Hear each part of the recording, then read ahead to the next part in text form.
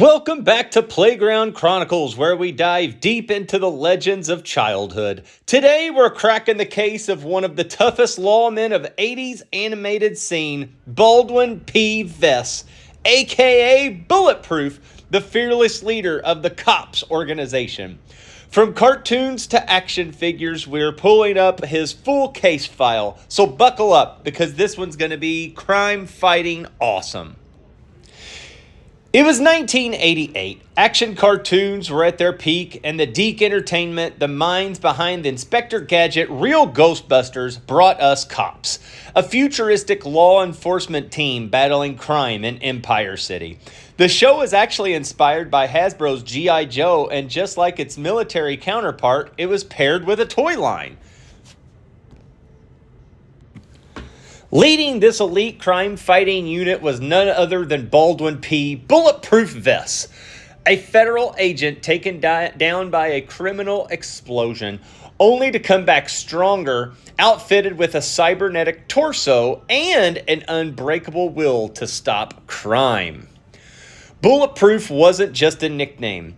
It was his literal body armor. After a near-fatal encounter with Big Boss and his gang, doctors rebuilt Vess with the titanium cybernetic torso, making him tougher than ever. He became the ultimate crime fighter, leading his team with strategy, skill, and the coolest catchphrase, "It's crime fighting time." He was no nonsense as a leader, but also compassionate. He believed in justice over revenge and often found ways to outsmart crooks instead of just overpowering them.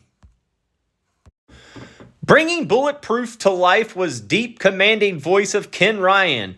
While not as widely known as some other 80s voice actors, Ryan gave Vess the perfect mix of authority and charisma. His performance made Bulletproof feel like a mentor, wise, tough, and always in control. Fun fact, the show's narrator and several other voices were also done by Jack Angle, a legendary voice actor in the animation industry. All right, diving in and looking at some of the cartoons and looking at some of the comics and everything else. BP Vess, Bulletproof as we knew him, this is one of the cooler of the action figures. Now, I've done a deep dive on this review. You can check that out. It's in the C.O.P.S playlist. Almost all of the C.O.P.S toys have been reviewed. I've only got 2 more left until I complete the collection. This is a staple for the collection. Has this big cap gun, pew pew, and the caps would go in there, and just like all the C.O.P.S and Crooks, they would have a cap action. This one, and in the reviews that I talk about, one of the worst things about it is these big guns don't fit in these little hands. And when they do, and I'm not going to force it too much because I've seen too many of these have missing thumbs, it just doesn't go in there. And when it does, it holds kind of at an angle. So these guns, great playability, great idea, just not real practical for the actual figure. So as we take a look at BP Vess, he does come with a handcuff to this briefcase. Briefcase and handcuff are real hard to come by. They're probably half the price of the figure. And when you open it up, it's a knife, a gun, a chainsaw looking thing. It's nothing that you would think the cop would have. I've always, this copy of something that's right there, it's just something that I wouldn't have expected Bulletproof to have in it. I would have thought there would have been some files or, maybe pictures, mug shots of some of the Crooks, Big Boss or Berserker or something like that. He does hold the suitcase fairly well. It's not too damning on the figure. And then we do have a soft plastic handcuff that goes on there because, that gun and everything is really, really important. As we take a look at the figure, the head sculpt looks very good. It's a cross, really. I think they got it right for the comic more than they did the cartoon. I would love to see a C.O.P.S and Crooks redone. Like we're getting Sectars, we're getting RoboForce and Silverhawks. Man, these would be so cool. Just like I said in the last Playground Chronicle about Dick Tracy and Manlist, if you haven't seen that, link in the description below, hopefully. This is a fantastic redo. It's just waiting to be done. It's a good bad guy versus Crooks and the mobster scene and everything else, and did it fantastically. I love these characters. I think it's great. So the trench coat does come off as such, and as we've shown or said in this, a building fell on him and he had to be rushed, and then this is what become of him. He was a robot. A lot of the times this comes off, and this is how you find BP. He's got his dress shirt underneath and he's got his robot form showing.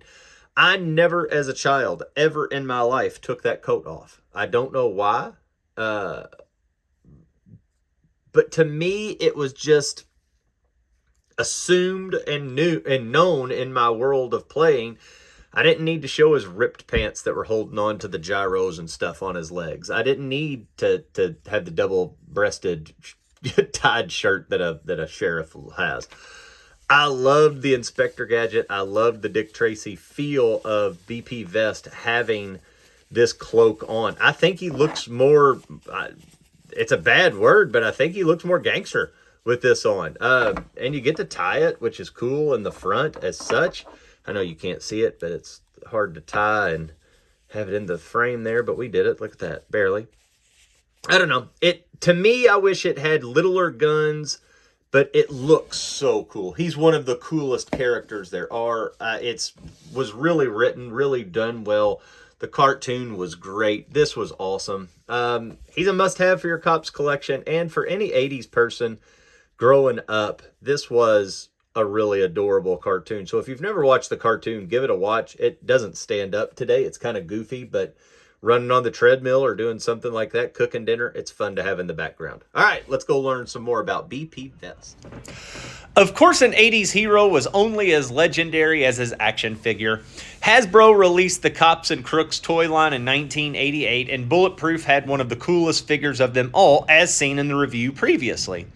He came equipped with all those BP Vest attack features and the cap gun, slightly larger as seen in the video as the G.I. Joe counterparts, with these standing 6 inches tall with swappable weapons and 80s gimmicks.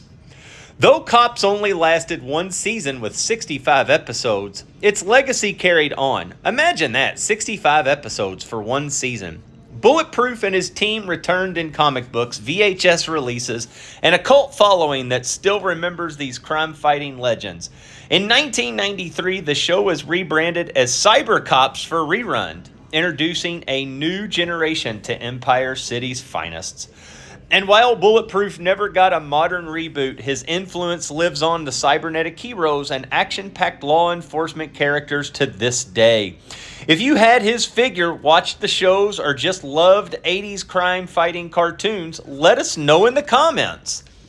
That's a wrap on today's Playground Chronicles. If you love this deep dive into C.O.P.S, make sure to like, subscribe, and hit the bell so you never miss an episode.